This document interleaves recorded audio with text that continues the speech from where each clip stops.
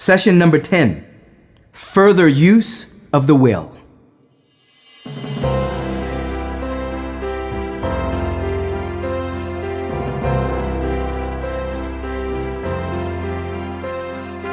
In the further use of the will, I want you to understand a couple of things. I want you to first of all understand that there's no competition in this glorious, abundant, magnificent universe. Competition is one of the most vulgar words in the metaphysical dictionary because it bespeaks of lack, limitation, and separation. You are not in competition with anyone. And so in the right use of your will, you are to direct yourself in being a beneficial presence, being a place of service and giving and generosity and generating much more prosperity flowing through you. You must come to another understanding. Poverty is not noble. Being rich is not bad. That indeed, being rich, being prosperous, being healthy, being successful, being wealthy simply means you have the capacity to share more. You have the capacity to serve more. You have the capacity to reveal the face of God more because you are not wasting your time trying to pay your rent. In other words, your structures have become stabilized so that you can be a bright light on this planet. Thirdly, I don't want you to spend a whole lot of time bemoaning your fate and recanting your story about how negative life is. Release yourself from the pity party and begin to affirm that life is for you and not against you, and then watch as that which you're paying attention to becomes your life experience. That's a proper use of your will. Bob Proctor is going to explain it even more in Session 10, further use of the will. Well, we certainly picked up some great information on how to use the will in the last session. And now we're going to expand on that further use of the will. As Wallace Wattles pointed out, you cannot retain a true and clear vision of wealth if you are constantly turning your attention to opposing pictures, either external or imaginary. And what have we been encouraged to do since we were children? What are we programmed to do? We're programmed to look outside. So what we're really doing is looking into the past, because what's going on outside is nothing but the manifestation of what we've thought in the past. And what do we see outside? The newspapers, the radios, the television, they're flashing bad pictures at us. We have a tendency to spend too much time talking about what's wrong or what won't work. Well, I think we can get away from that. Wallace Wattles said, do not tell others of any past financial problems. Do not think of them at all. Do not tell anyone about the poverty of your parents or the hardships of your early life. To do any of these things is to mentally class yourself with the poor for the time being, and this will certainly check the movement of things in your direction. We were given some good advice when a great teacher said, let the dead bury the dead. In other words, put poverty and all things that pertain to poverty completely behind you. You have accepted a certain theory of the universe as being correct and are resting all of your hopes of happiness on this being correct. What can you gain by giving heed to conflicting theories? Do not read religious books which tell you that the world is soon coming to an end. Do not read the writings of muckrakers or pessimistic philosophers who tell you that it is going to the devil. The world is not going to the devil. It is going to God. It is a wonderful becoming. Spirit is always for expansion and fuller expression. We're moving in the right direction always. Whether we agree with that or not really doesn't make any difference. It's still so. Wattles pointed out that true, there may be a good many things in existing conditions which are disagreeable. But what is the use of studying them when they are certainly passing away, and when the study of them tends to check their passing and keep them with us? Why give time and attention to things which are being removed by evolutionary growth, when you can hasten their removal only by promoting the evolutionary growth as far as your part of it goes? No matter how horrible the apparent condition may be in certain countries, sections, or places, you waste your time and destroy your own chances by considering them, You should interest yourself in the world's becoming rich. Think of the riches the world is coming into instead of the poverty it is growing out of. And bear in mind that the only way in which you can assist the world in growing rich is by growing rich yourself through the creative method, not by the competitive one. Give your attention wholly to riches, ignore poverty. Whenever you give or think of those who are poor, think and speak of them as those who are becoming rich, as those who are to be congratulated rather than pitied. Then they and others will catch the inspiration and begin to search for their way out. Waddles goes on to say, "Because I say that you are to give your whole time and mind and thought to riches, it does not mean that you are to be sordid or mean. To become really rich is the noblest aim you can have in life, because it includes everything else." On the competitive plane, the struggle to get rich is a godless scramble for power over other people. But when we come into the creative mind, all is changed. All that is possible in the way of greatness and soul unfoldment, of service and lofty endeavor, comes by way of getting rich. All is made possible by the use of things. If you do not have physical health, you will find that its attainment is conditional on your getting rich. Only those who are emancipated from financial worry and who have the means to live a carefree existence and follow hygienic practices can have and retain health. Moral and spiritual greatness is only possible for those who are above the competitive battle for existence. And only those who are becoming rich on the plane of creative thought are free from the degrading influences of competition. If your heart is set on domestic happiness, remember that love flourishes best where there is refinement, a high level of thought, and freedom from corrupting influences. These are to be found only where riches are attained without strife or rivalry by the exercise of creative thought. Waddles repeats this. He said, "You can aim at nothing so great or noble as to become rich. You must fix your attention on your mental picture of riches, to the exclusion of all that may tend to dim or obscure your vision.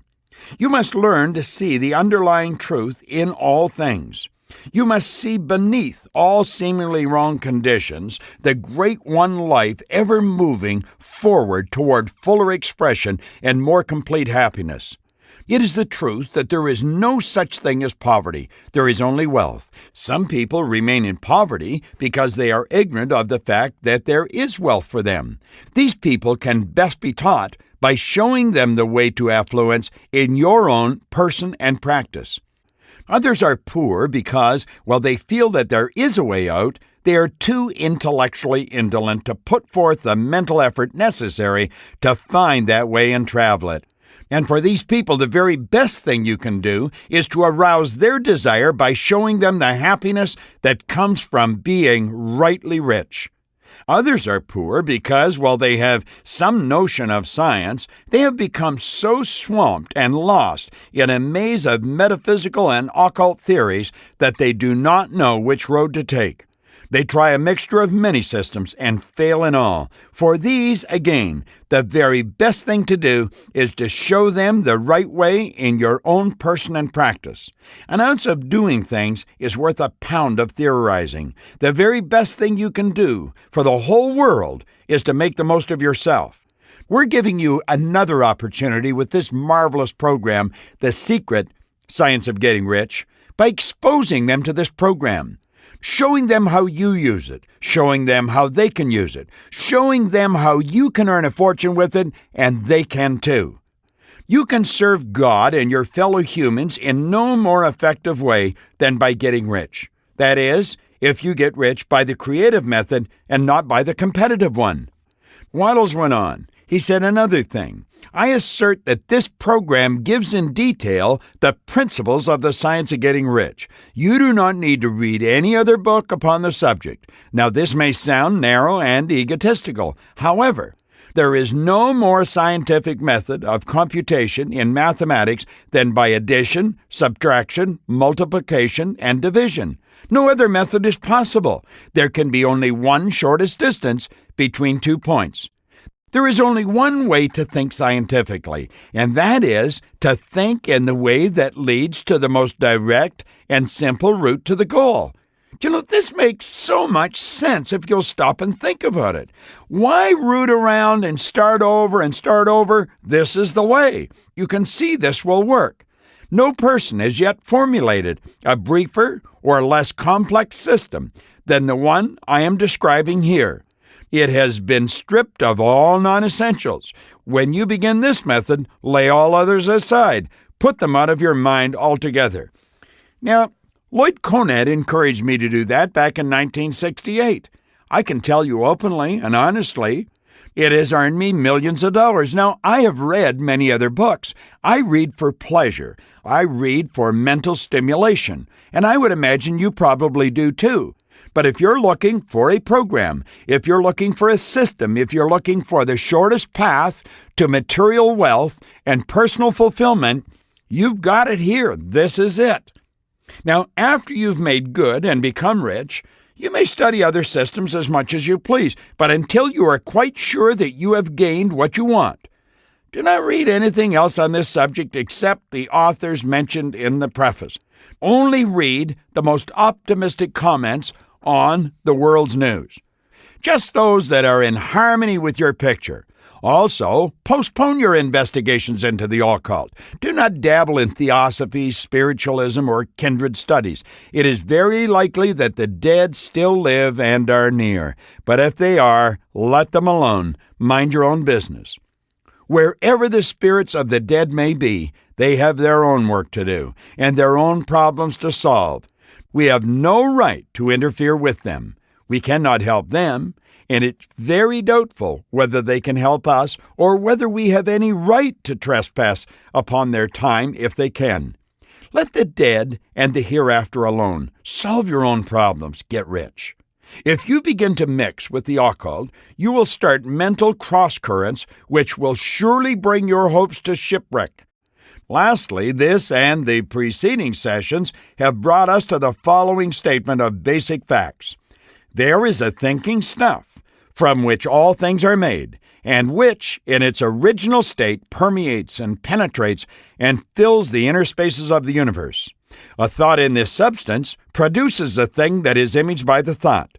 You can form things in your thought, and by impressing your thought upon formless substance, you can cause the thing you think about to be created. In order to do this, you must pass from the competitive to the creative mind. You must form a clear mental picture of the things you want. And you must hold this picture in your thoughts with the fixed purpose to get what you want and the unwavering faith that you will get what you want, closing your mind against all that may tend to shake your purpose, dim your vision, or quench your faith. Isn't that beautiful? And in addition to all this, we shall now see that we must live and act in a certain way. Do you know, if you bring the picture of the stick person back to your mind, mentally see the stick person in your mind. The mind is the head, everything from the neck down is being the body. You've got the imaginary horizontal line running from ear to ear. Above it is the conscious mind. Below it is this thinking stuff, this universal power, and whatever you put into it is expressed on the physical plane with and through your body. Do you know that all the way through this program, Wallace Wattles is telling you exactly how to use that model to improve the quality of your life?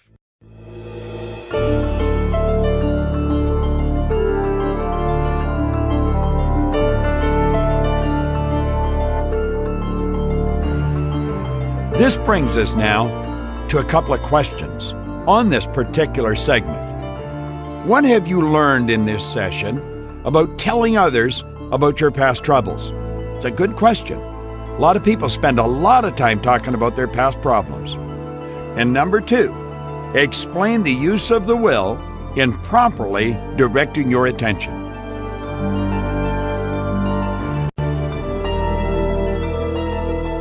All right, now that you have those questions taken care of, let's take a look at a couple of exercises that we have in this session, and I think they're good ones. The first exercise we give you suggests that you take a look at what type of environment you were raised in with respect to your wealth. Were you poor or middle class? Was there lack or limitation? Make a written description of your upbringing and then sit down and explain it to someone else. Write it all out. Now, when you've completed this exercise, you have taken a look into the past, you saw how you lived, and you described it, you put it on paper. Leave it on the paper. Let the dead bury the dead. Then promise yourself that you will never write or speak of your past in this manner again. Fill your mind with thoughts of good times. Now there's one final exercise for this lesson. Waddell said, by thought, the thing you want is brought to you. By action, you receive it. In a previous session, you wrote a description of the image of wealth you are going to practice holding with your will every day. Mentally put yourself in a very quiet and relaxed vibration. Then read or reread what you wrote 2 or 3 times. And when you've done that, be aware of the action steps you will feel that you should take now. Now think of what we're saying. You wrote out the image of yourself in possession of wealth. Read it over a few times and then be aware of what you feel inside. You're going to get inspiration that you should start doing things. Make a list of the actions you're going to be involved in to make sure this happens. Emerson said, listen to that quiet voice from within that's telling you the way to go. When you've got those done, start acting on them. This has been a great lesson for the use of the will. The will is a powerful mental faculty. It is one of your God-given gifts. It's one of your mental muscles. Let's make sure you use it to your benefit. This is Bob Proctor, and thank you.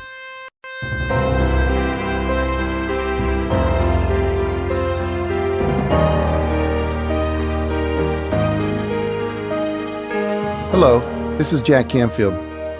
As Bob mentioned, Wallace Wattles must have felt that the subject of the human will was really important because he devoted 2 chapters to it. It's the only subject in the science of getting rich that earned this distinction. He begins this session by letting us know that we cannot retain a true and clear vision of wealth if we are constantly turning our attention to opposing pictures, either external or imaginary. We shouldn't be talking to other people about our past financial troubles. In fact, he said, do not think of them at all. Do not tell anyone about the poverty of your parents or hardships of your early life. He suggested we put poverty and all things that pertain to poverty completely behind us. Now, if you're thinking that's a difficult thing to do, I would be one of the first people to agree with you. But I learned many years ago that as long as I behaved in that manner, as long as I kept regurgitating my not-so-positive facts of the past, and believe me, I had plenty to regurgitate, my life would not have gone where I wanted it to go. It was solely and only up to me to break that habit. Fortunately, at a very early part of my business career, W. Clement Stone, who at one time was the wealthiest man in the United States, became a close mentor of mine. He had a simple cure that benefited me greatly. He called it his "that's good" therapy. It didn't matter what happened, nor whether it had happened 10 years ago or 10 months ago or 10 minutes ago. No matter what happened, I learned to say, "That's good." Then I would consciously step back and look for the good in it. And you know what? I always found it. You see, W. Clement Stone understood the importance of the proper use of the will. And I am indebted to him today for teaching me something that has benefited me 1,000-fold in my lifetime. You see, his good friend Napoleon Hill, who wrote Think and Grow Rich, had taught him that every negative event contains the seed of an equal or greater benefit. It's that old phrase that when life hands you a lemon, squeeze it and make lemonade. Let me give you a good example of this out of my own life. When I was working for Stone at the W. Clement and Jesse V. Stone Foundation in Chicago, I used to take the train home from work. One day I was so tired I fell asleep on the train and went way past my stop. When I woke up, I immediately got off at the next stop and found myself in an Italian neighborhood in Chicago. I had never been in this neighborhood before. Now, before working with Stone, I would have probably started to mentally beat myself up for being so stupid as to fall asleep and miss my stop. Instead, I said to myself, "That's good." And I stepped back and I began to look for the good in the situation. I decided that rather than simply cross the tracks and wait for the next train south, I would turn it into an adventure and explore the neighborhood. I was unmarried and living alone at the time, so I found an Italian restaurant and had a great dinner there. I tried foods I had never eaten before, like eggplant parmesan and tiramisu for dessert. I talked to the owner who had come over from Italy and learned about his background and how he started his restaurant business. When I finally returned to the train station, I was full, not just of good food, but of the warmth that comes from creating a new friend. I went back to that restaurant many times with dates, and I loved walking in and being recognized. "Hi, Jack," made me feel important. You see, I had turned a potentially negative experience into a positive one simply by saying, "That's good," and looking for the good in it. In this session, Wallace Wattles also brings up another great point. He tells us it's not enough to refuse to speak about our own negative situations. Speaking of anyone else's misfortune won't get us anywhere either. He specifically states that whenever you think or speak of those who are poor, think and speak of them as those who are becoming rich, as those who are to be congratulated rather than to be pitied. Then they and others will catch the inspiration and begin to search for the way out. I want you to try this mode of thinking and speaking for just one day. Stop yourself when or if you hear yourself talking about anything in your sorry past or in your sorry present. Refuse to begin or even to participate in any conversation around you that's depressing, that's full of low-frequency thoughts, discussions about other people's plight. And when you hear those conversations going on around you, build a quick mental picture in your mind of those individuals living in wealth and abundance.